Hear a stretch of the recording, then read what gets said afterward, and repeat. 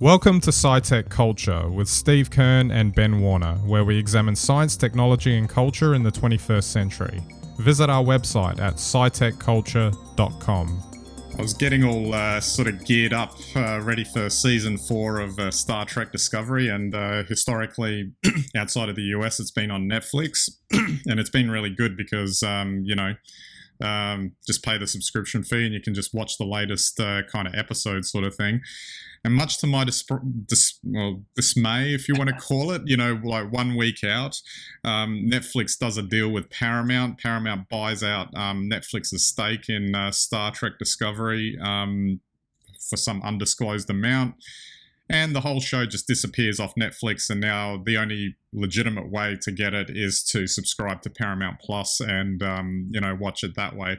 And I was like, oh, here we go. And I thought, we've discussed this sort of thing before, this idea of too many streaming services, and obviously these studios, if you want to call Netflix a studio as well, however you want to call it, are flexing their brand muscle to, entice people to spend money on the subscription fee so you can, get their service. But the reality is that, maybe you can, justify 2 of these things or 3 of these things maybe, but I think we're getting up to like half a dozen, if not more, of these services, and they all have some sort of exclusive content that we all want, to watch or whatever. And it's just, I don't know, I just, like, to me as the viewer, it's kind of like an off-putting thing. I want to watch this show, but it's like, nah, maybe I won't. I don't want to pay the extra fee to get the other thing just for that. And I just wonder how that's going to play out. I'm talking about just myself. I can imagine that there might be some other people that might have been annoyed by that. And it'll be interesting to see how this business model works, because it seems like to me, if I'm anything to go by, I might stick to 1 or 2 of these things and then just randomly subscribe to one for a month to watch what I want to watch and then ditch them, and then how does it work, like, for them from a sustainability perspective? It's interesting. I just don't know where it goes, really.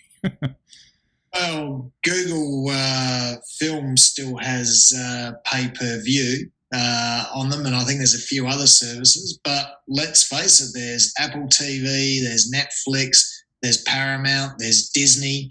These are not insubstantial channels. And we spoke about this years ago when Netflix really came into its ascendancy, and the studio model hadn't really seen the power of these on-demand platforms, these subscription platforms. Yeah. Obviously now they have, and now, we've seen it over the last 4 years where, each studio or owner of the content is calling it back to their own platform for their own revenue stream.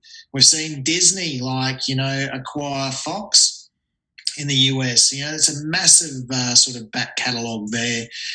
And you can see now that I think the industry is consolidating. And the question is how many subscription services like this can the market support? And I guess at some point there's going to have to be a merger or two, and maybe for Netflix, there's a possibility that maybe Apple will buy it. Yeah, indeed. And I mean, ideally, like from an end user perspective, the ultimate goal would be you just pay one thing and then you get access to everything. But it seems like, I don't know, I'm not seeing any sort of solution coming forward that is going to allow for that to happen. But just sticking on that and just broadening it more to the cinematic experience, is that this has had an effect on the theatrical windows for screening films. And obviously during COVID and during 2020, there was this attempt to do, a simultaneous release, streaming and in theaters.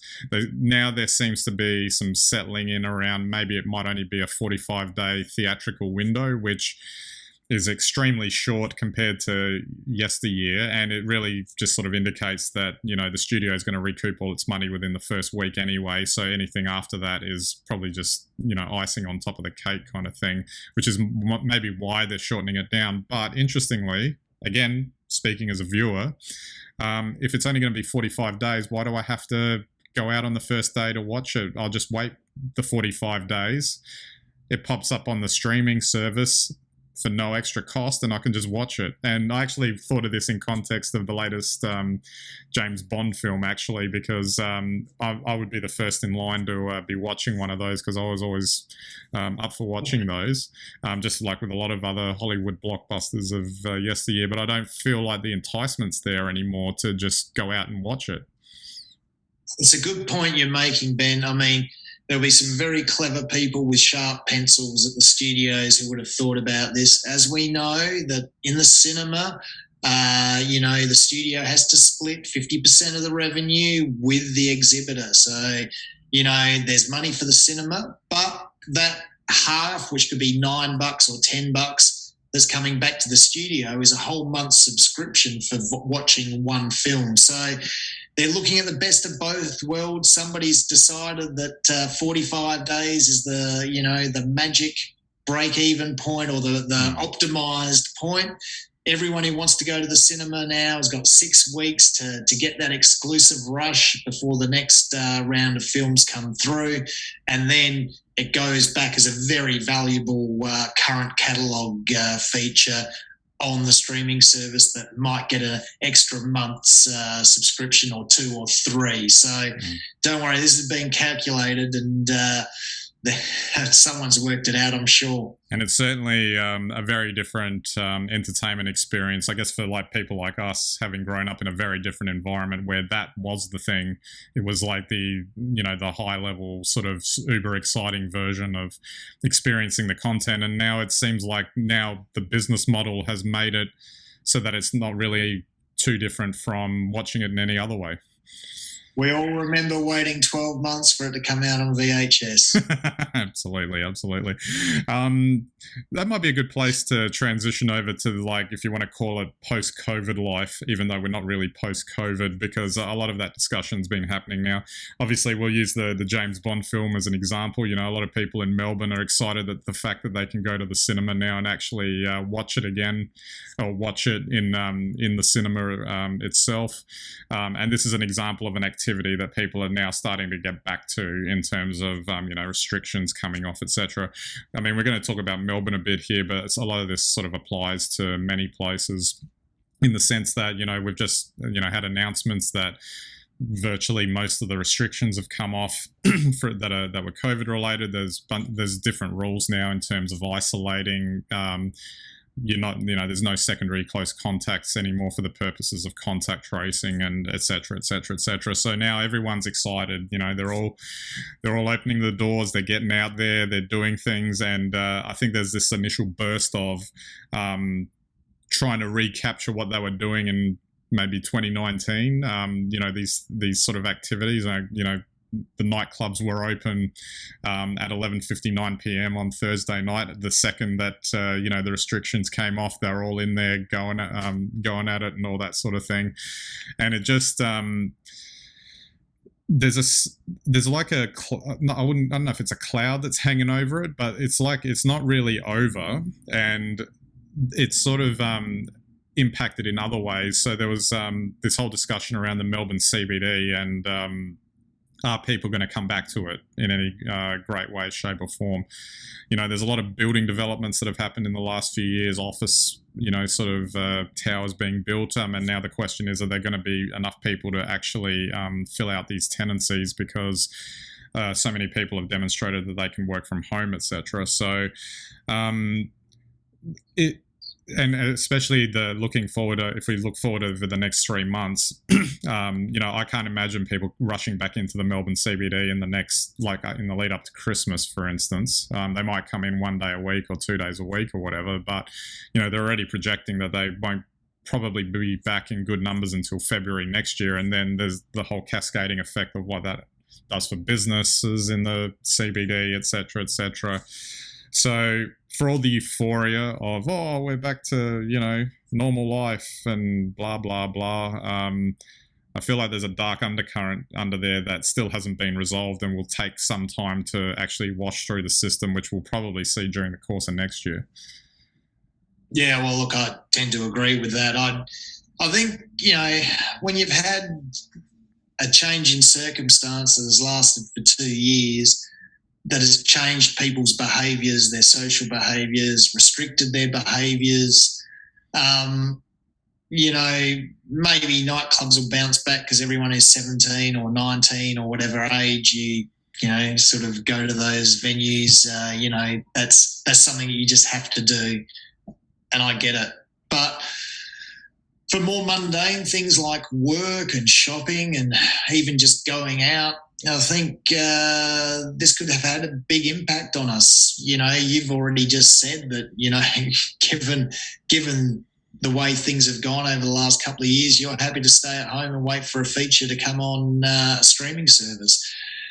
I think that you can extend that across dining. I think you can extend it across many different activities, social and otherwise, and work. And I don't know, I think over the next 2 or 3 years, we're going to see some very interesting trends emerge. And I think as some restrictions are lifted, you might see that people don't go back to doing what they were doing in 2019.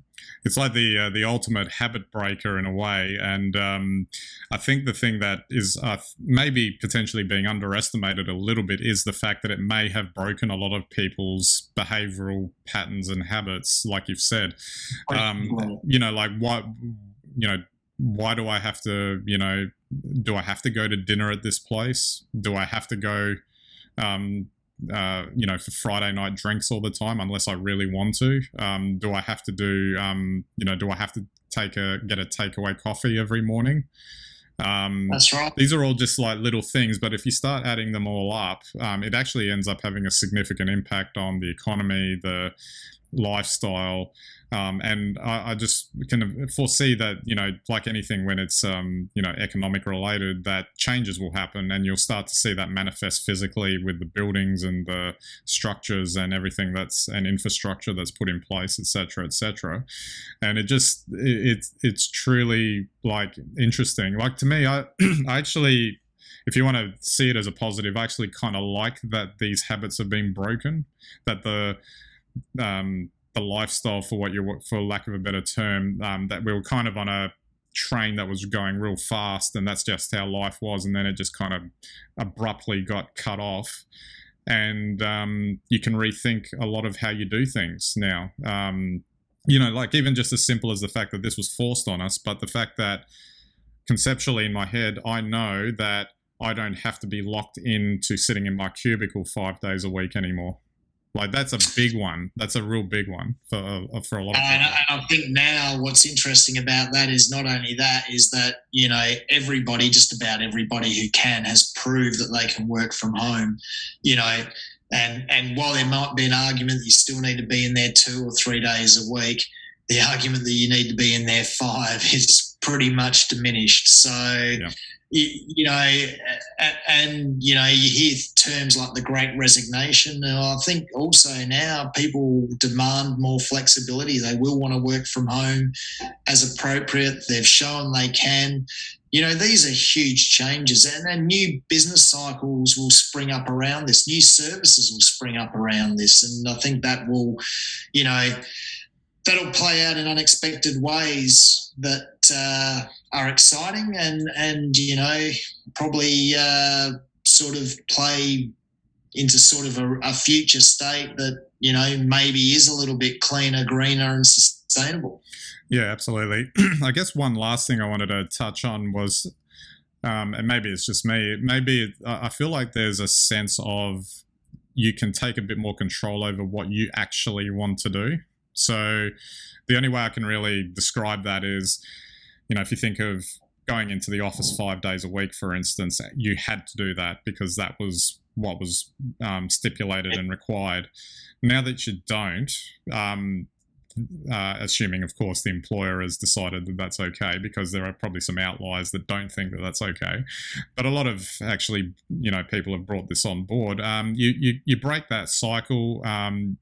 And just as a day-to-day, week-by-week thing, you can be doing different things at different times in different environments, and it feels a bit more like, I don't know, maybe a bit of a sense, more of a sense, if anything else, whether it's reality is a different thing, that you have a more individual choice in terms of how you go about your day. Like all of a sudden, instead of knowing you have to be, in a place at a certain time every single day, you might not be there at that time every single day, kind of thing. Yeah, I agree. I think there's a lot of opportunity for this, and I think people have woken up to it. So how that impacts how people live in the future, whether they move away from city centres, whether the push away from centralisation of work continues, is fascinating. But like I say, I think, we'll see this over the next couple of years. So as we emerge from COVID, there won't be any going back to the way things were, as we probably have known all along, be a new normal. And the very last point I want to make too is bringing it back to things like going out to dinner or having a coffee or whatever. There's basically, at the moment, a migration of it out of a CBD environment, and there's, hubs happening in the suburbs now where, they've had a massive influx of new business that never was there before. And again, another example of how a whole lifestyle change can just change the economy quite radically in terms of how these things play out. Oh, that's right. So, I think the way,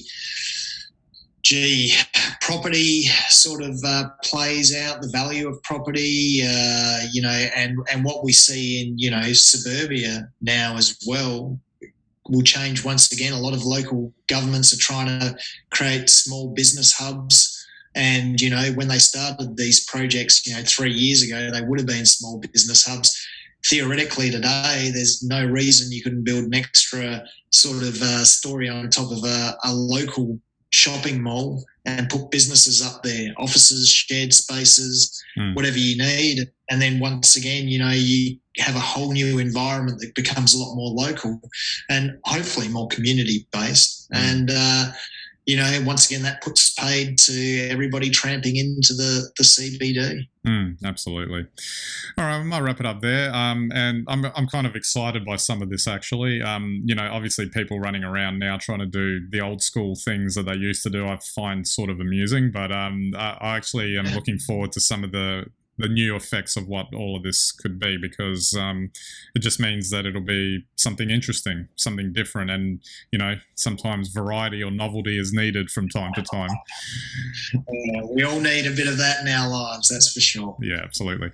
All right, so don't forget our website, scitechculture.com. You can get all of our links and content there. You can subscribe to our YouTube and Vimeo channels, our RSS feeds, and watch us on any and all of your devices, and we greatly appreciate your visits to our website. All right, so that's it for this episode. We'll catch you next time.